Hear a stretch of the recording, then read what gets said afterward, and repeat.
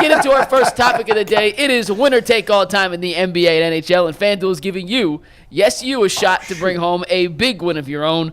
Right now, new customers get $150 in bonus bets with any winning $5 bet. That's $150 to bet on spreads, money lines, player props, and more. Just visit FanDuel.com/UCSS and make every playoff shot count. FanDuel, America's #1 sportsbook.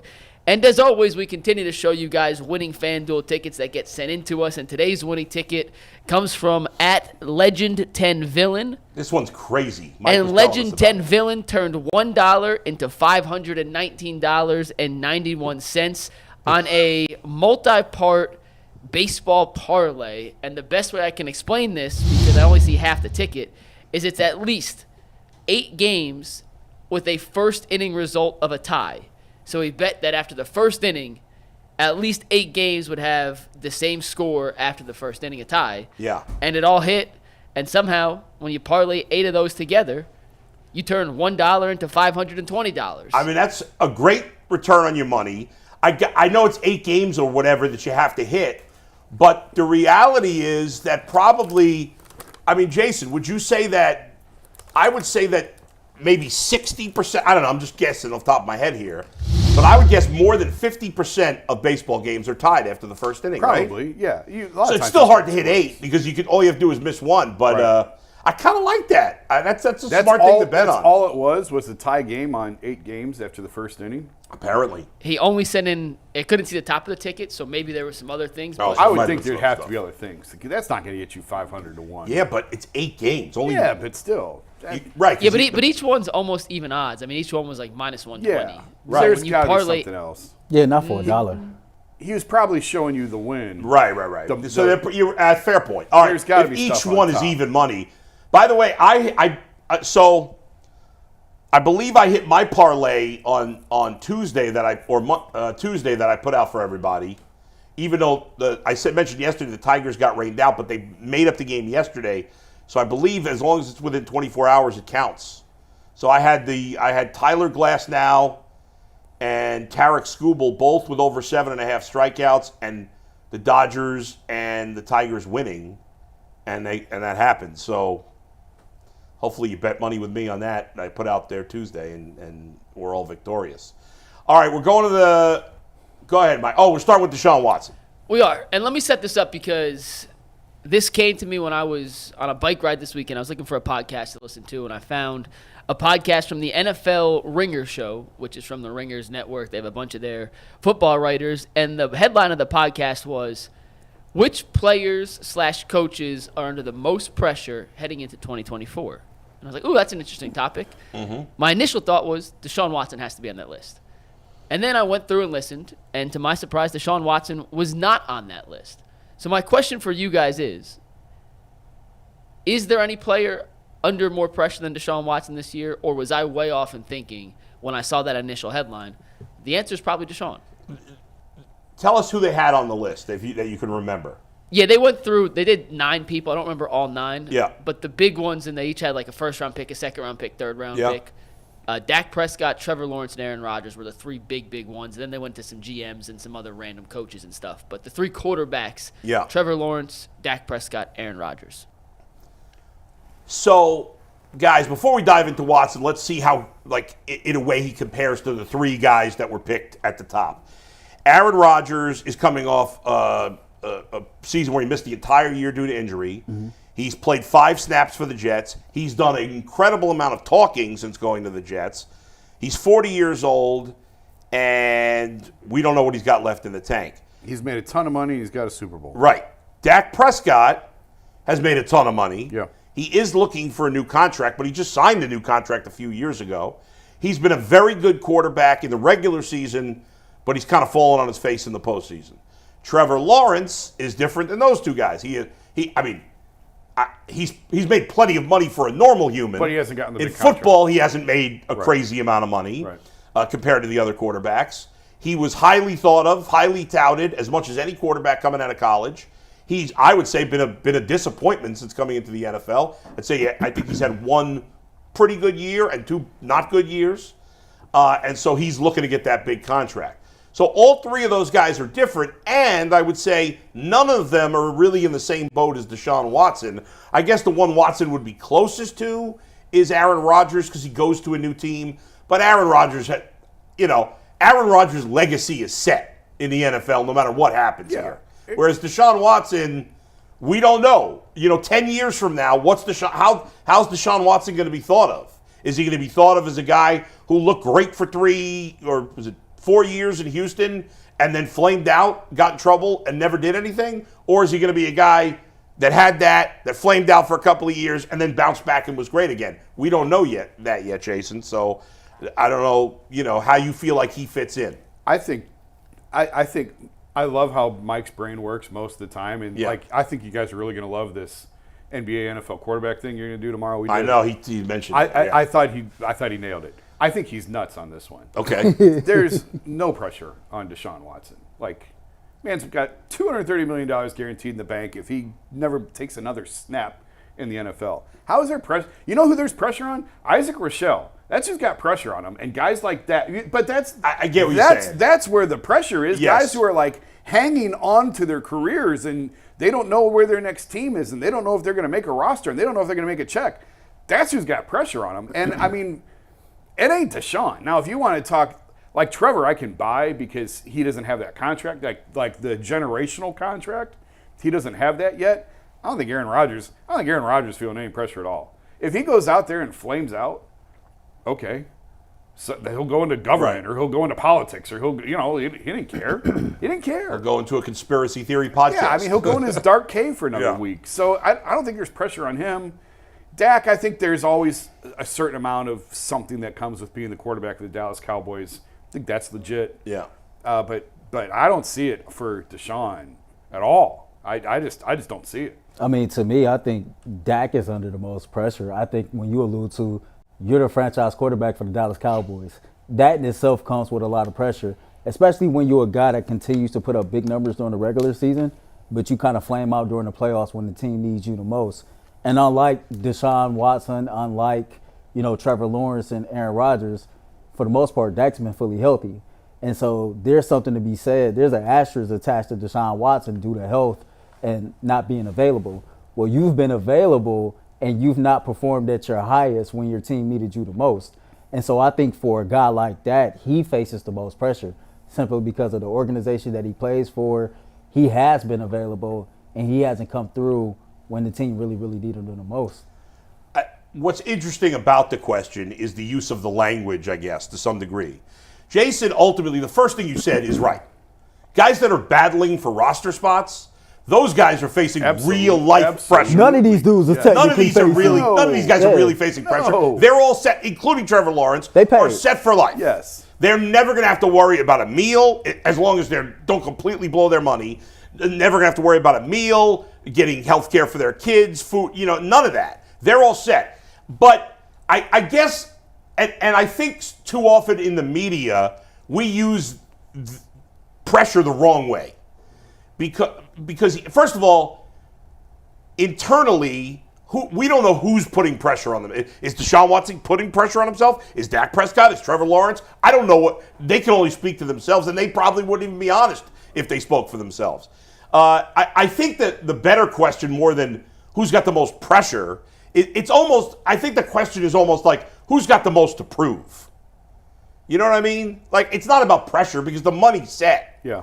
But to me, that discussion is really, you shouldn't say pressure, it's who's got the most to prove. That's what you're really looking at this year. Because you could argue that, you think about the three guys they mentioned, Aaron Rodgers, Dak Prescott, Trevor Lawrence. They all have something to prove this year in different ways. We understand, as I said before, Aaron Rodgers' career legacy is set, but he's still got something to prove this year. 10 years from now, it probably won't matter what he did this year, but right now, this year, he's got something to prove. Certainly Trevor Lawrence does, because he's looked like definitely not going to say a bust, but he's been a big disappointment in his first 3 years. And Dak's got to prove, Dak is as good as almost any quarterback in the regular season, consistently. But he has flamed out in the playoffs in a big way, and he's got to prove that he can win a playoff game. Well, Deshaun Watson, if you ask that, then I would put Deshaun Watson number 1 for that question. Because Deshaun Watson has to prove he's still a frontline quarterback in the NFL. Because if it doesn't happen this year, to me, it's over. I don't think there's... If he struggles through another season where he's hurt or he doesn't play and he looks like the same guy we've seen for the last few years, to me, it's over. I can't go into next year saying, oh, now you're 5 years later, all of a sudden he's going to turn it around. No. To me, this is the last chance for Deshaun Watson to turn around. Now, if he does, I can buy that he's still going to be good for 8 more years. Right. But if it doesn't happen this year, I think it's over. None of those other guys are facing that type of prove it, to me, right? If Dak has the same year he's had in the past, somebody's still going to pay him. Maybe not as much as he wants. Maybe it won't be the Cowboys. But Dak Prescott is basically Kirk Cousins, right? They're the same guy. He's a good NFL quarterback. Very good NFL quarterback. Back end of the top 10 or 12. You don't know if you can win in the playoffs with him. Yeah. And so, Kirk Cousins keeps getting paid. And I would argue Dak's probably a hair better than Kirk Cousins, at least in my opinion. But, and Trevor Lawrence, even if he has a mediocre season, somebody's going to pay him. He's not becoming a backup next year. He has too much pedigree, and he showed enough in his second season that some team will say, the Jaguars don't know what the hell they're doing. Right. We'll get the best out of this guy. And Aaron Rodgers, like I said, a lot to prove this year, but after this year, who cares? Deshaun Watson, of all the names that matter, has the most to prove in the NFL. So I'm kind of changing your question, Mike, but with that... No, it's a valid counter to the name of the podcast, because I think, and I recommend the podcast. It was actually a pretty interesting podcast. It's about an hour long. It wasn't anything crazy. I think when they say pressure, they're talking about pressure from the fans, sure, pressure from the media. Yes, but in terms of real pressure in their lives, Deshaun has none. Yeah. He's got $260 million, and he had already been paid before. So that means by the end of this contract, he's going to have, $300 million? As long as he's been somewhat good with his money, even if he's been slightly bad with his money, he should still be set for life. Do you guys agree with Bull's point on that? I know he changed the question a tiny bit, but if it was who is the most approved, is for that sure. where Deshaun's at number 1? Yeah. Or someone else still have that spot? No, if you wanted... Yeah, I think I can get a little bit more behind that phrasing of... And even then, I would even probably argue still it's Trevor Lawrence, because he's got that contract in front of him still. He hasn't signed it yet. So who's got the most to prove? It's probably Trevor Lawrence, because he's trying to get the generational Could argue that, money. sure, yes. But I know, I don't think we've nailed down the verbiage exactly. Maybe, yeah. But you know what I'm getting I know at. where you're going. I think we're getting closer. Yeah. There is a category somewhere where Deshaun is number 1. Right. I just don't know that we've necessarily nailed it exactly.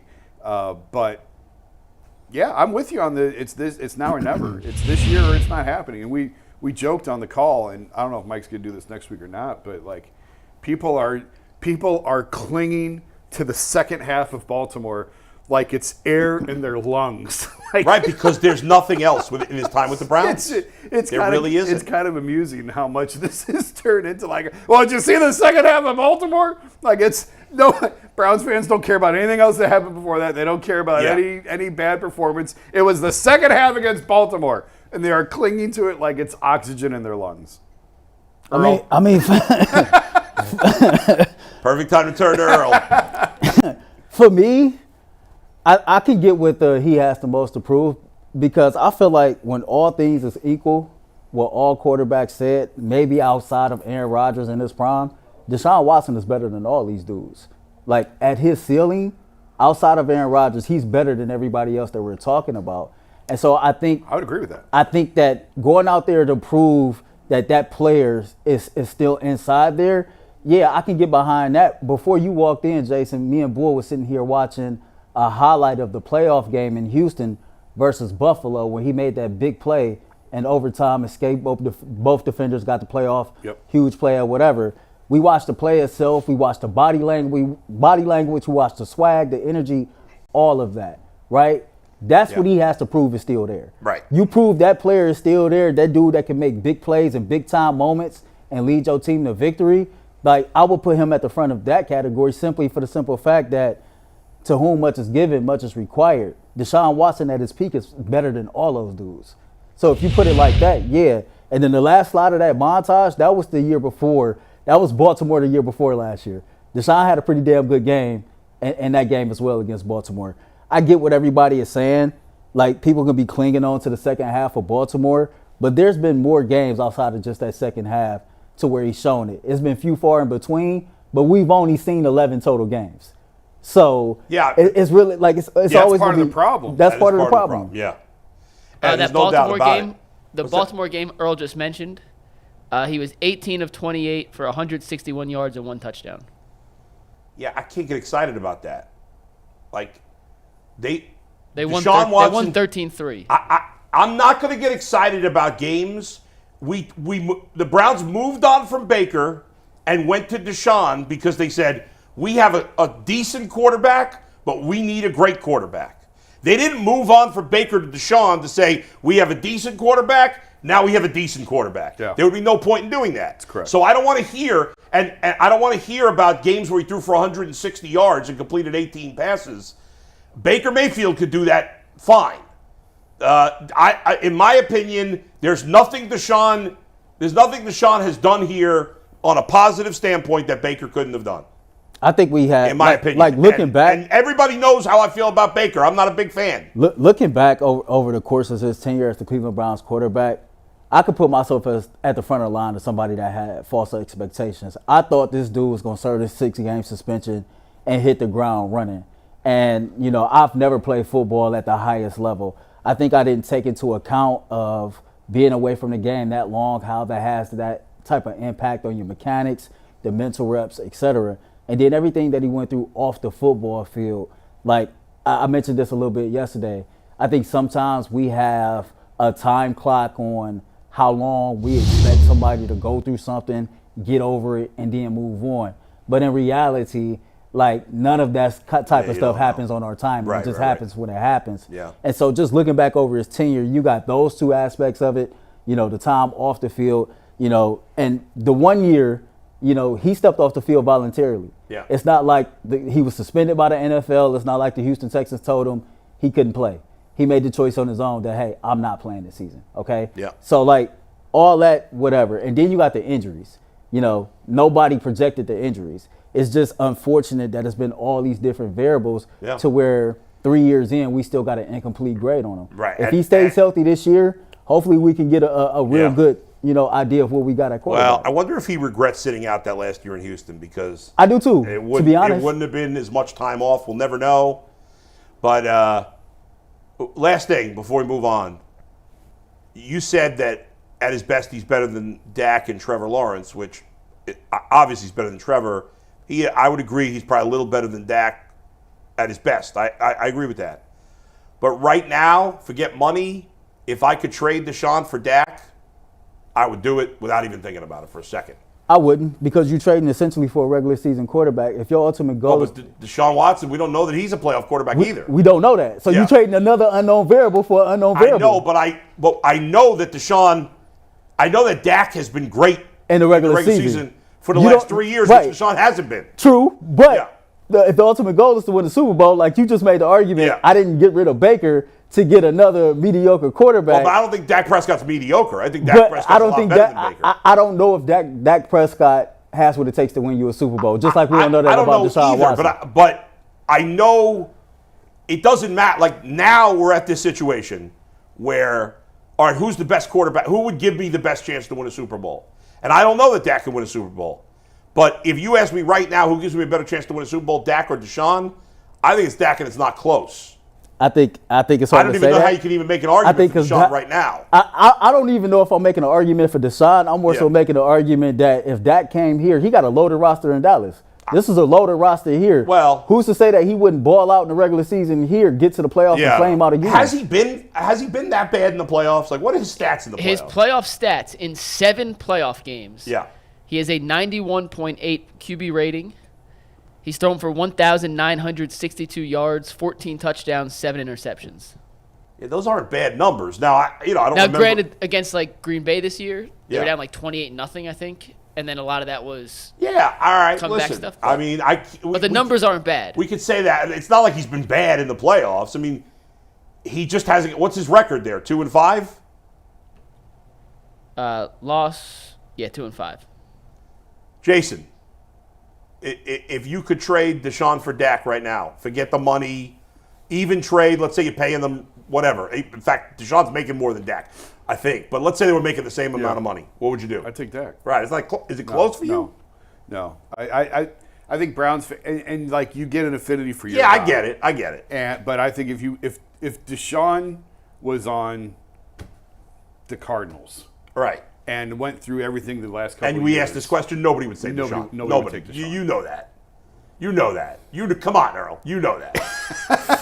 Hey, Earl's loved Deshaun since Clemson. So I he's get the it. one I get person loving he him, but didn't Mike, say. you're Like I got proof of me being okay with the Browns dropping the ball with all the quarterbacks who had never won a game. Literally, I remember telling my cousin, I'm cool that the Browns win 0 games because you can draft Deshaun Watson. Watson. number 1. all right. He's been the I OG assume Deshaun you're with fan. us on Dak. I don't like Dak, but right now, just with the uncertainty over the last 3 years with Deshaun, I think you have to. But I'm not a Dak fan. I personally don't like Dak. That's my I'm not a answer huge exactly. fan of Dak. Exactly but, what Mike but said. let's be honest. Even at Deshaun Watson's best and Dak's best, Deshaun isn't that much better than Dak's best. Oh, I disagree with that. All right, that's I fine. disagree with that. I would say Deshaun was I better. think everybody but at their not that peak, much better. everybody at their peak, I think the only player that's better than him is Aaron Rodgers, as far as the players being mentioned. Oh, the players being mentioned, sure, yes. I think a more interesting question is Deshaun for Trevor Lawrence, and I think I would still trade for Trevor Lawrence. If you get out from under the contract, like, are you taking No, contracts? Or you're saying the money's contracts are well. off You the got to table? pay Trevor Lawrence anyway. Right. So yeah. that's a he tough got the one. Tell you after this year. You're right. Mike, Trevor Lawrence, or Deshaun. Assume the money's basically the same. Because Jason, you were essentially saying this, you pretty much trading for the same damn thing. Somebody who can't stay on the field. Well, Trevor Lawrence hasn't been hurt. No, he's been healthy. He just hasn't been what everyone thought he was going to be. He's just not been that good. Except for, he was good his second year. One Clemson quarterback for another. Which Clemson quarterback you got? I'm taking Deshaun. I just think, like, I honestly believe that Deshaun is in a better space mentally, and There's no way you could know that. I don't know that. It's just the That's hope. why I said Yeah. I phrased it the way I did. Yeah. I believe. I don't know that to be fact. Right. I believe that he is. Right. I think we all hope. And if it's he not about is, but if he is, if he's healthy, Yeah. then I think we'll see the Deshaun Watson that we've seen. The dude is young enough. He Yeah. still has the athleticism, and he still knows ball. I think it's there. Yeah, I hope you're right, and I know, every time we have a conversation like this, you're a hater, I'm not a hater. I want Deshaun to be great. I've just seen it now. I've just seen now where he hasn't been great since 2020, and I'm getting nervous that it's not going to happen again. And so if I could get Dak Prescott, to me, the Browns would do that in a second if they could make that trade. Dak? Yeah. Yeah. They wouldn't even think about it for 2 seconds. I don't think so. Oh, they wouldn't. You really think the Browns wouldn't make that trade? I know how you feel. Yeah, I'm being honest. I don't think so.